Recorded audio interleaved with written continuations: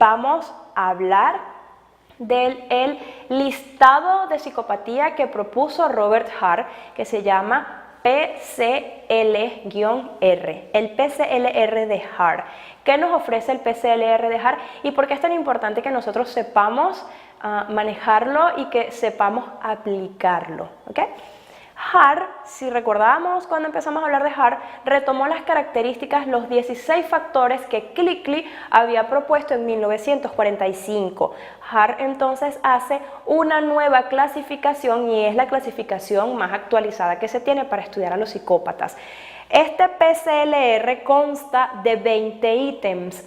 Tenemos entonces que Hart aplica 4 más a los que ya había propuesto Clickley, ¿ok? Estos 20 ítems se dividen en 4 facetas, ¿ok? Y estas 4 facetas están agrupadas en 2 fases. Entonces, tenemos nuestro cuadro, ¿verdad? Y en nuestro cuadro 2 factores principales y de estos 2 factores se desarrollan 4 facetas principales que ya vamos a desarrollar y que ya vamos a explicar. Evalúa la posible psicopatía existente o no de acuerdo a estos ítems, ¿ok? Puntúa de 0 a 2 la prevalencia o no de alguno de los rasgos que vamos a determinar. Entonces, este listado fue diseñado para reemplazar las evaluaciones clínicas globales que existían hasta entonces en las poblaciones delictivas. Digamos que fue una ayuda que nos ofreció a los especialistas penitenciarios, a los especialistas dentro de la investigación criminal, porque lo que hacemos es agrupar y establecer un perfil. Obviamente no nos vamos a parar frente a una persona que pensemos es psicópata con el listado y vamos a marcar ¿ok? Positivo, positivo y simplemente vamos a establecer sí, es psicópata. No es así tan simple y no es lo que quiero expresar. Pero a las personas que nos hemos especializado en trabajar con delincuentes, con investigación criminal, pues fue una ayuda porque incrementó, ¿ok? De alguna forma lo que el expediente carcelario, lo que la historia personal, lo que la historia clínica nos ofrecía. Entonces, ¿cómo está conformado este cuestionario o este listado de psicopatía? Muy bien, el factor 1, recuerden, 2 factores, 4 facetas. El factor 1 evalúa el área interpersonal y emocional, ¿ok? Evalúa todos aquellos atributos personales que hacen que el individuo se desentienda de sus características típicas como capacidad para tratar con bondad a los demás, capacidad de sentir pena o arrepentimiento y potencial para vincularse de una manera positiva con las personas que le rodean.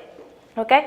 Esta variante, este primer factor no es antisocial, no es antisocial, ¿okay? Es importante que lo sepan.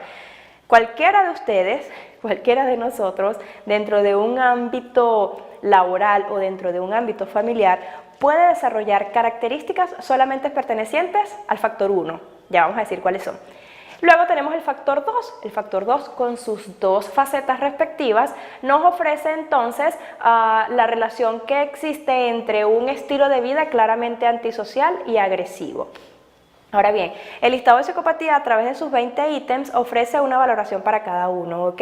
De 0 a 2. 0 es nada, no presenta el rasgo. 1, medio, y 2, pues sí, está presente el rasgo. Posteriormente se hace una suma y de esa suma obtenemos 3 resultados. De 0 a 10 no existe componente psicopático, de 10 a 20 podemos colocar a ese sujeto con el grupo medio, dentro del grupo medio de psicópata, y de 30 a 40 pues sí colocamos al sujeto con un nivel psicopático, con una personalidad psicopática. Ahora bien, ¿cómo está conformado entonces este listado? En este listado tenemos el factor 1, ¿okay? Y dentro del factor 1, la faceta interpersonal. ¿Cuáles son las características dentro de la faceta interpersonal del factor 1?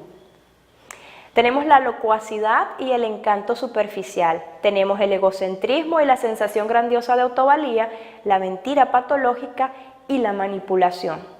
Una persona puede simplemente quedarse o reducir toda su personalidad psicopática nada más a esta faceta. Entonces decimos que es una persona que dentro del factor 1 propuesto por Hart, este sujeto manifiesta conductas simplemente pertenecientes a la faceta interpersonal de Hart. Cuando nosotros decimos conductas dentro de la faceta 1, del factor 1, sabemos que simplemente en esta persona está comprometida la parte interpersonal.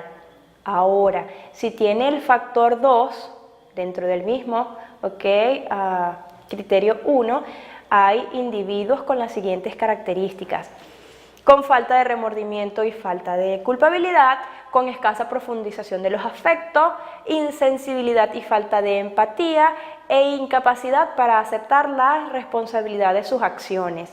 Esta sería la faceta simplemente emocional. Una persona de igual manera puede desarrollar características psicopáticas y estar inmersa nada más en la faceta número 2, en la faceta emocional. Entonces, ¿qué tenemos en el factor 1?